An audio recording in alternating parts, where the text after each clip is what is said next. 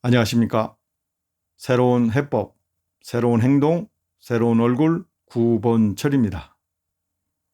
오늘은 성장해법 제2호의 연속적인 내용을 가지고 중소기업을 대기업으로 육성하자라는 주제로 말씀드리겠습니다. 자칭 자유우파 또는 보수우파 정치인들의 많은 약점이 있지만 제가 보기에 특별히 지적할 만한 약점이 있었습니다. 그것은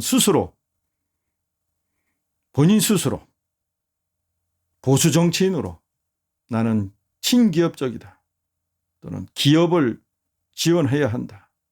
기업이 어려움을 느끼는 제도와 법률을 개선해야 된다 라고 과감하게 말하는 정치인을 거의 찾아볼 수 없었습니다. 특별히 기자들 앞에서 보수 정치인으로 기업을 살려야 일자리가 는다라고 말하는 사람은 거의 없었습니다. 그렇게 말하면 기자들에게 기득권을 옹호하는 자로 아마 찍히는 모양입니다. 이 세상은 변하고 있고요. 비록 일부 국가에서 무역장벽을 높이는 등 정치적인 제스처가 조금 일부 변화되고 있지만 어쨌든 전 세계적으로 자유무역의 환경은 더 개방적으로 변화되고 있는 것은 틀림없는 것입니다. 일자리를 위해서 경제 성장은 필수적이고 경제 성장의 주체는 기업임은 너무나 분명한 사실입니다. 그런데 특별히 좋은 일자리를 많이 제공하는 대기업을 차별한다? 대기업을 달달 볶는다? 그래서 이 세상을 고만고만한 중소기업만 존재하게 만든다? 그런 사람을 잘하는 정치인으로 인정해야 될까요? 제가 그래서 왜 어떤 나라는 대기업이 많아서 좋은 일자리가 많고 또 어떤 나라는 중소기업이 많아서 그만한 일자리만 있는가? 그 원인이 뭔가 한번 조사해 봤습니다. 대기업이 많은 나라와 특별히 중소기업이 많은 나라 간에 극명한 차이점이 있었습니다. 그것은 그 나라나 사회가 신뢰 수준이 높은가 낮은가에 따라서 그렇게 차이점이 있더구만요. 다시 말씀드려서 한 사회의 신뢰 수준이 높으면 대기업이 많고 그로 인해서 좋은 일자리가 많고요. 반면에 신뢰 수준이 낮으면 중소기업이 많고 질 낮은 일자리가 대부분이라는 사실이었습니다.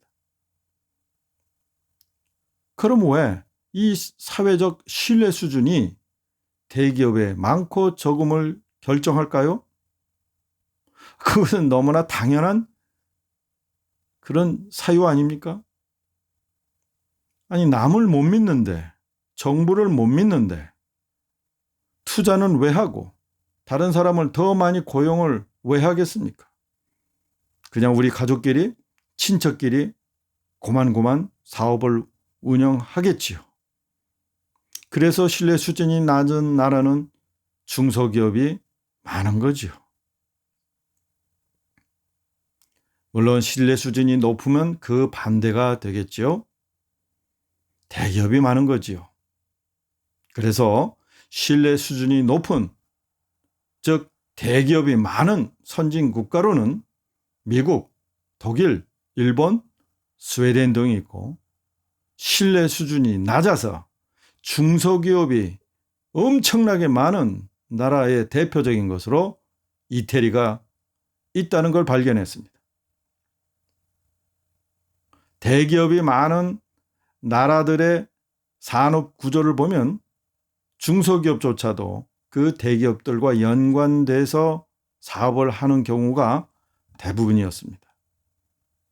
사실 중소기업 혼자서 마케팅이나 연구개발을 하기에는 많은 무리가 있겠죠. 그래서 대기업이 발달된 나라들은 거의 대기업과 중소기업 간의 상생 구조가 상당히 발달되어 있다는 걸 확인할 수 있습니다. 그러면 우리나라, 아니 대한민국의 신뢰 수준은 어떨까요? 우선 대기업과 중소기업 간의 비교를 통해서 한번 알아볼까요? 대기업 대 중소기업의 수의 비율은 1대 99였습니다. 물론 근로자 수를 따지면 25대 75에 해당하죠. 여러분 어떻습니까? 이 데이터를 보면 대한민국은 진짜로 신뢰 수준이 낮은 사회로 평가받을 수 있죠. 대기업이 이렇게 열 손가락에 드는 정도로 적으니 반동자들의 타겟도 되기 쉽고, 그래서 그들이 대기업을 다루기가 손쉬운 겁니다. 이래가지고서는 이 나라 청년들의 미래는 없다고 봐야 됩니다. 그래서 출산도 거의 않고, 이래서 향후 100년 뒤에 이 대한민국의 인구가 절반으로 준다는 거 아닙니까? 이제 수많은 중소기업들을 대기업으로 키워야 되겠죠? 결국은 대기업이라는 것이 갑자기 어느 날 대기업으로 커지는 거 아니지 않습니까? 중소기업이 대기업으로 커지는 거죠. 그렇다면 중소기업이 대기업으로 발전하려면 기존의 대기업을 못 살게 하고 규제를 통해서 억제하고 경영에 간섭하고 지배구조에 간섭하면 되겠습니까? 그렇게 하면 중소기업이 스스로 또는 노력으로 대기업으로 발전하려 하겠습니까? 우리나라의 대기업 그 영역에 있어서의 고질적인 문제는요, 대기업들이 반동자의 등살에 못 이겨서 그 반동자를 역으로 이 대기업이 지원하고 있더라고요. 아주 그 악성 모기 사슬이 구성되어 있더라고요. 정말 부패한 자들입니다.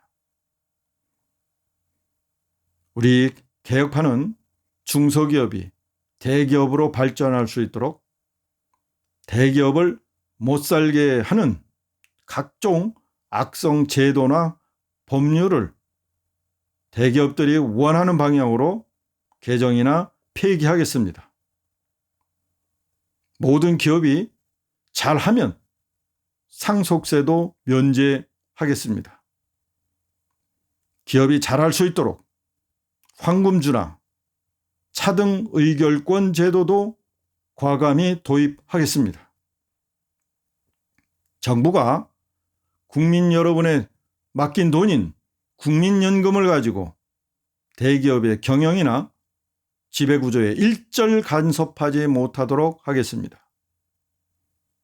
대기업의 지배구조는 글로벌 수준에 맞도록 자율적으로 결정하도록 하겠습니다. 시장의 의미는 자생적 질서입니다. 따라서 외부에서 이래라 저래라 간섭해선 절대로 안 됩니다. 권력의 시장 개입은 소비자나 기술 개발자를 보호하는 선에서 그쳐야 함은 너무나 당연합니다. 우리 개혁파는 시대에 따라 변하는 기준으로 경영과 지배구조에 권력이 개입하지 못하도록 원천적으로 막겠습니다. 대기업을 썩은 벌레 수준으로 대하는 이 반동파 정권에서 청년들의 좋은 일자리는 전혀 기대할 수 없겠죠. 그러니 손쉽게 어린아이들도 할 수 있는 수준으로 공무원만 늘리는 겁니다. 이러니 반동파 정권은 나라가 망하기 쉬운 길로 가는 거죠. 여러분, 대한민국은요, 여태 한 번도 글로벌 수준에 맞는 자유시장 경제를 가져본 적이 없습니다. 기업이 잘 돼야 경제가 성장하는 것이고 동시에 우리가 바라는 평생복지사회를 실현하는 겁니다. 기업이 살아야 청년들이 원하는 좋은 일자리를 충분히 제공할 수 있는 겁니다. 특별히 대기업이 좀 많아야 더 좋은 일자리를 제공할 수 있는 겁니다. 온 국민의 완전 고용, 즉 블루 성장은 우리 개혁파가 약속하는 성장 비전입니다. 반동파가 가는 길은 멸망의 길, 우리 개혁파가 안내하는 길은 성장의 길입니다. 오늘은 여기까지 하겠습니다. 감사합니다.